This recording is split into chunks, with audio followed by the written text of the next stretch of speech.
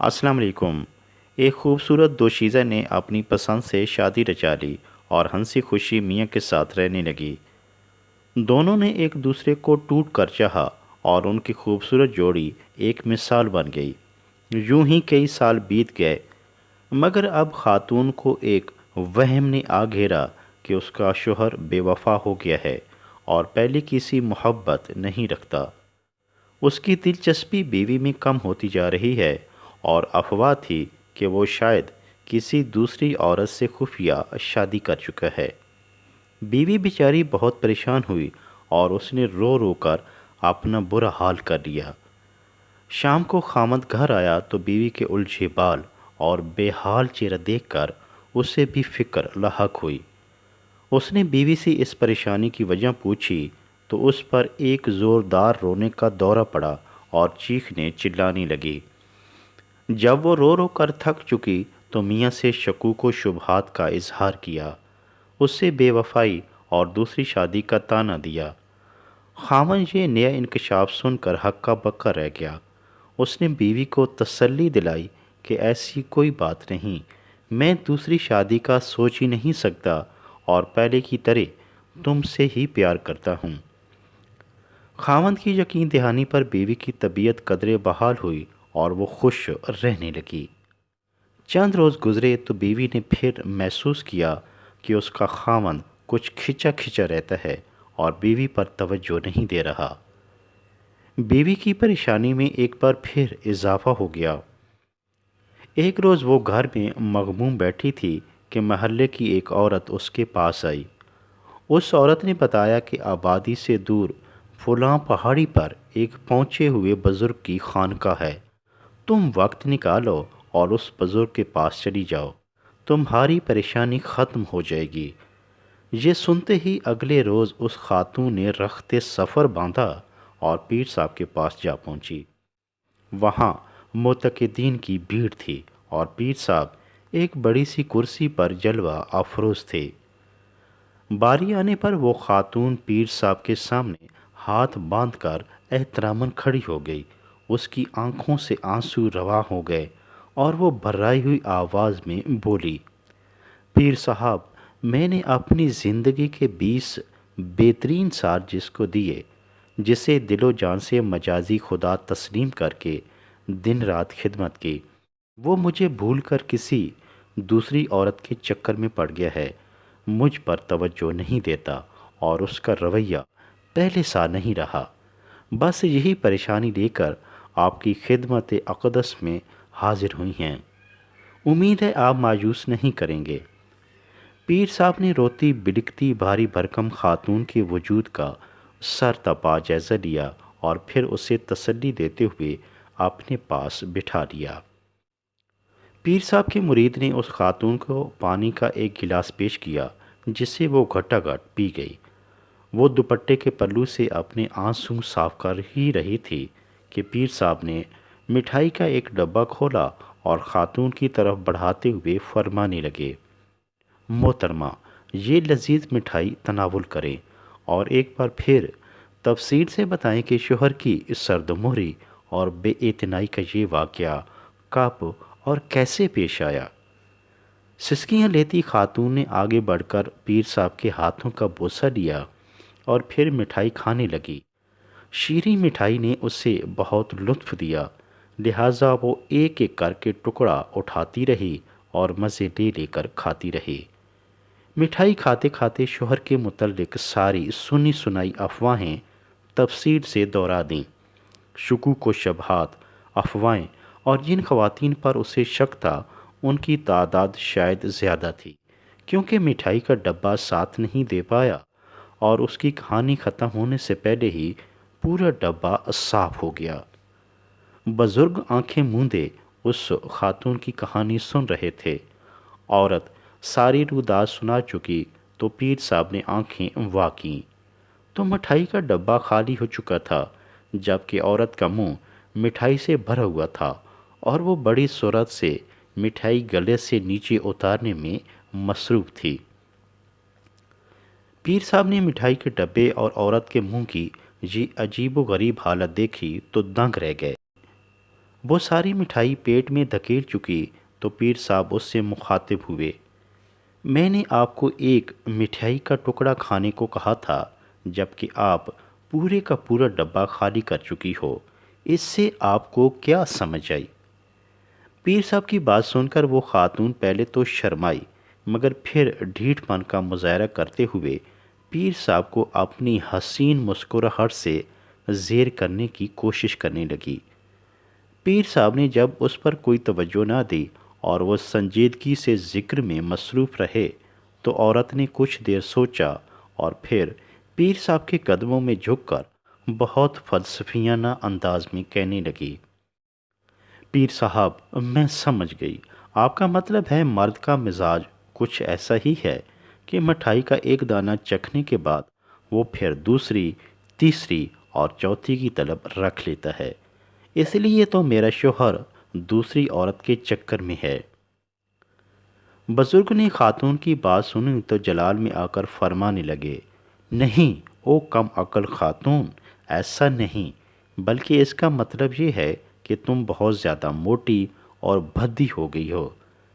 تمہارا اپنے کھانے پینے پر کوئی کنٹرول نہیں، جو کچھ ملا اسے پیٹ کے جہنم کا حصہ بنا ڈالا۔ یہی وجہ ہے کہ تم وہ پہلے والی خوبصورتی اور رعنائی اور دلکشی کھو چکی ہو۔ تمہارے یہ مسائل اور بری عادات کوئی تعویذ یا کوئی دم ٹھیک نہیں کر سکتا۔ جاؤ اپنا منہ اور پیٹ کنٹرول میں رکھو اور ہر وقت بکری کی طرح منہ مارنے سے پرہیز کرو اور کوے کی طرح ٹیں ٹیں کرنے کی بجائے اپنا منہ بند رکھو۔ میاں تم سے محبت کیا خاک کرے گا، وہ بیچارہ تو تمہارا یہ لہیم و شہیم وجود دیکھ کر اور تمہاری چرب زبانی سے خوف کھا جاتا ہوگا۔ منہ اور پیٹ اگر کنٹرول ہو گیا تو عمر بھلے کم ہو نہ ہو، تمہاری جسامت ضرور 20 سال پیچھے والی مل جائے گی، اور اگر تم میں یہ تبدیلی آ گئی تو پھر آپ نے خاوند کا رد عمل دیکھنا، اور اس نے تمہارے ناز و نین نہ اٹھائے تو پھر بات کرنا۔ پیر صاحب کی بات سن کر وہ خاتون بہت مایوس ہوئی۔ اس نے اپنے وجود پر ایک نظر دوڑائی اور پھر دل ہی دل میں کہنے لگی، کیا ہوا مجھے، اچھی بھلی گوری چٹی اور روبدار خاتون ہوں، گھر سے باہر نکلوں تو سب مردوں کی نگاہیں میرے بھاری بھرکم خوبصورت وجود کا طواف کرتی تھکتی نہیں، لیکن معلوم نہیں پیر صاحب اور میرے خاوند کو مجھ میں ایسی کون سی خامیاں نظر آئی ہیں۔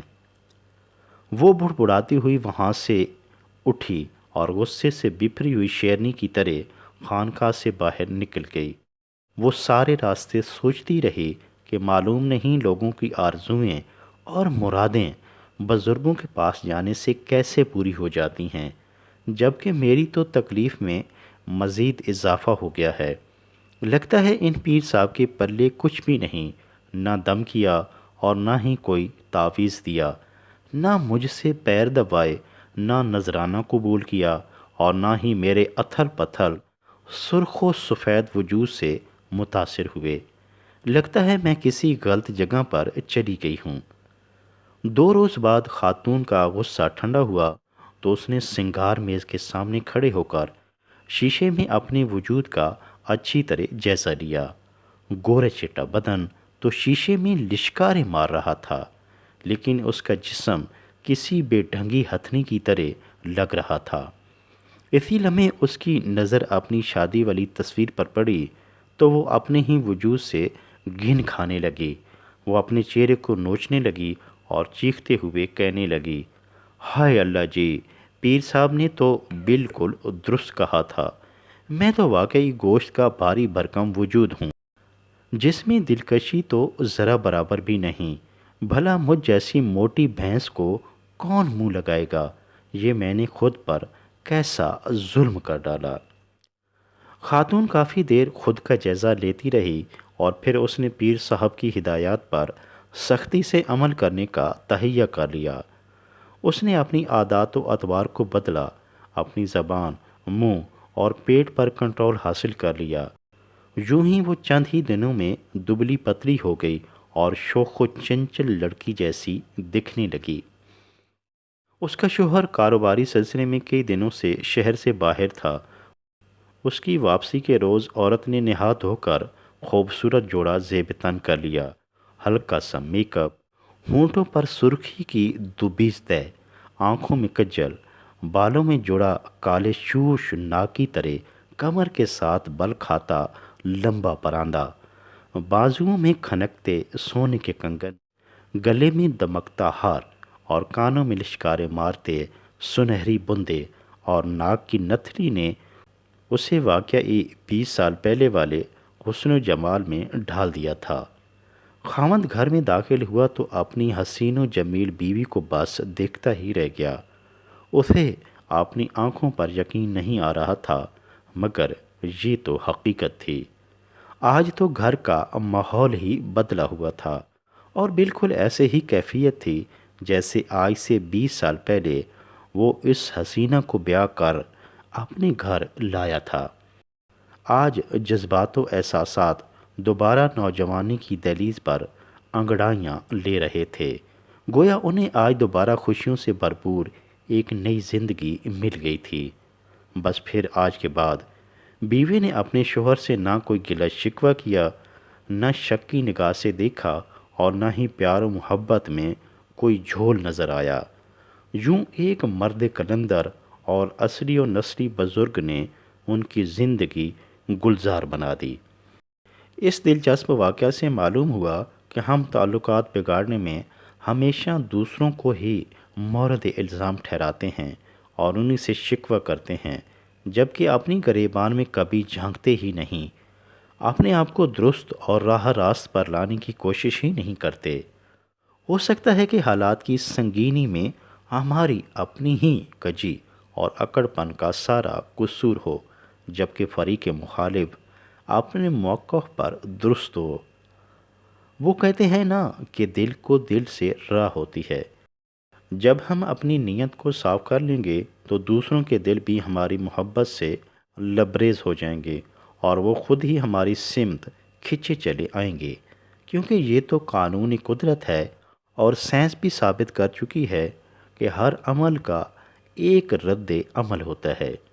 اس لیے بس اپنے اعمال و کردار کو ٹھیک کر لیں، انشاءاللہ سب کچھ آپ کے حق میں بدل جائے گا۔